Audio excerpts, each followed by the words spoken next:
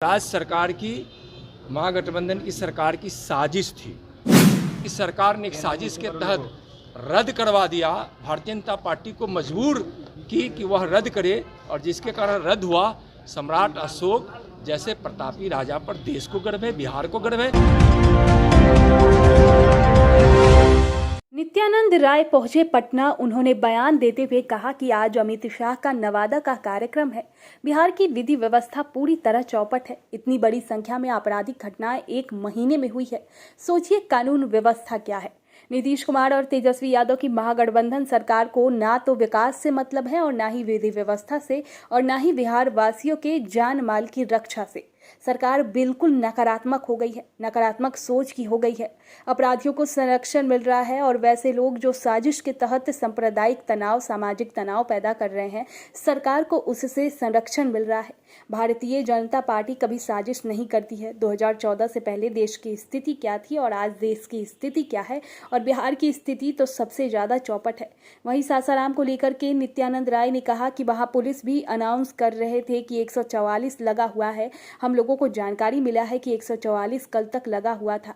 Bharatiya Janata party कानून का सम्मान भी करती है, और चूंकि कानून व्यवस्था राज्य सरकार के जिम्मे होता है तो जानबूझकर उसने ऐसा वातावरण वहां क्रिएट होने दिया। ये राज्य सरकार की महागठबंधन सरकार की साजिश थी, और वहां के लोगों ने जिस प्रकार से तैयारी की थी, सरकार को ये एहसास हो गया था कि वहां भारी भीड़ होने वाली है।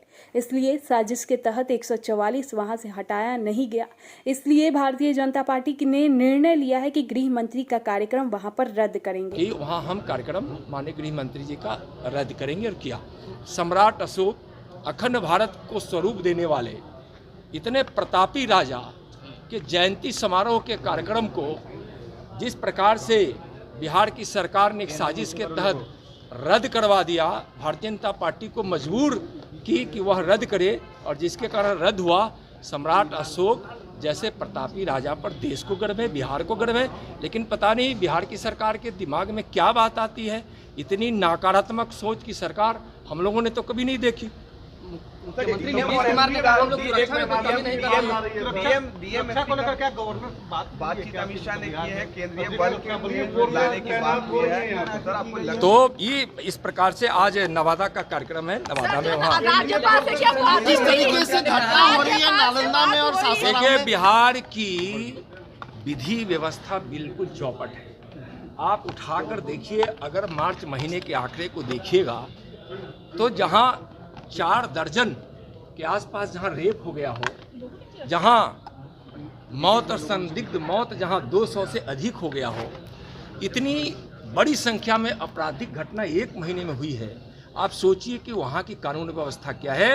यहाँ महागठबंधन की सरकार, नीतीश जी और तेजस्वी जी की सरकार, यहाँ न विकास से उसको मतलब है, न विधि व्यवस्था से है, न बिहार वासियों के जान माल की रक्षा से है, किसी से नहीं। यह सरकार बिल्कुल नकारात्मक हो गई है, नकारात्मक सोच की है। सरकार विधि व्यवस्था को चौपट कर रखी है। अपराधियों को यहाँ संरक्षण मिल रहा है और अपराधी खुलेआम घूम रहे हैं। और ऐसे लोग जो साजिश के तहत यहाँ सांप्रदायिक तनाव, सामाजिक तनाव पैदा कर रहे हैं, सरकार को उससे संरक्षण मिल रहा है।